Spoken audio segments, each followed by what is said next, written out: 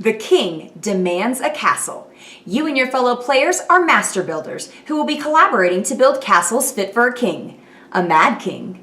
Join me today as we take a sneak peek at Between Two Castles of Mad King Ludwig.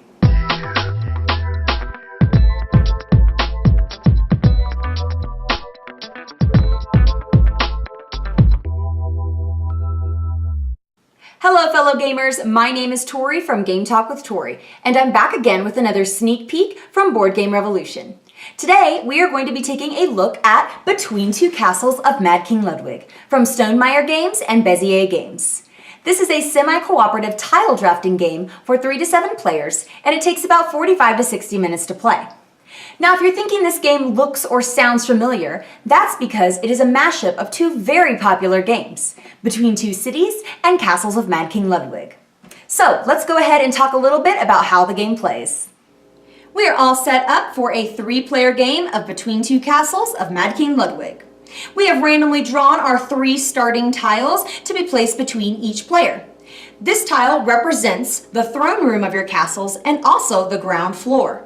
Remember, each player is going to be building 2 different castles, one in collaboration with the player on their left and one in collaboration with the player on their right. Now, normally we would have these tiles much more spread out, so that way you would have plenty of room to build your castles as big as you want. However, for today, I'm just going to be showing you how one turn works, so we won't need all of that extra space. The first thing players do is draw 9 tiles to form their hand. Each tile represents a different room. Players will then simultaneously choose 2 tiles, one tile to be placed in the castle on their left and one tile to be placed in the castle on their right.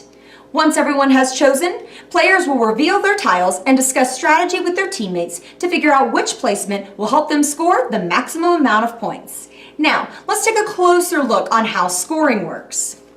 Over here, the blue player has chosen the puppy room to be placed in this castle, while the yellow player has chosen the study. You'll notice that each of these tiles has a different symbol in the top left corner. This indicates the type of room. Now, if you look at the bottom of our throne room tile, we see that we will get 2 victory points per living room and per sleeping room that are placed directly on top of this tile.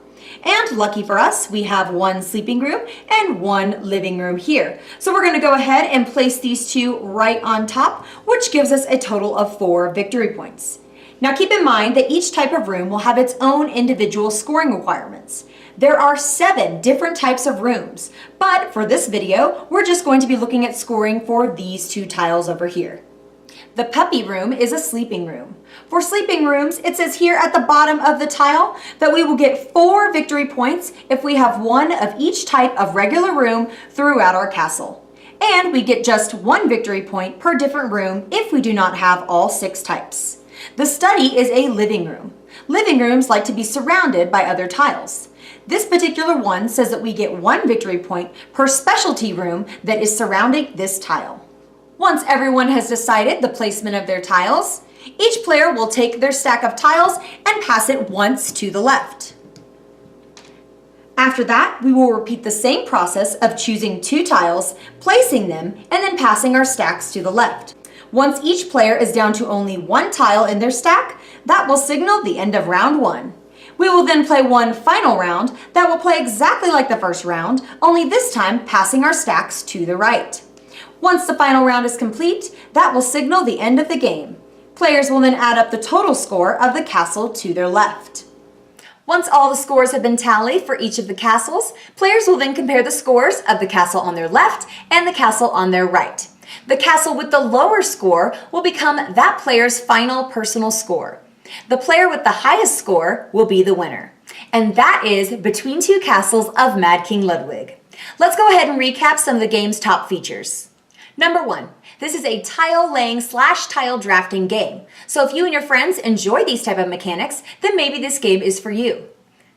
Number 2, this game has players taking turns simultaneously, similar to games like 7 Wonders and Sushi Go.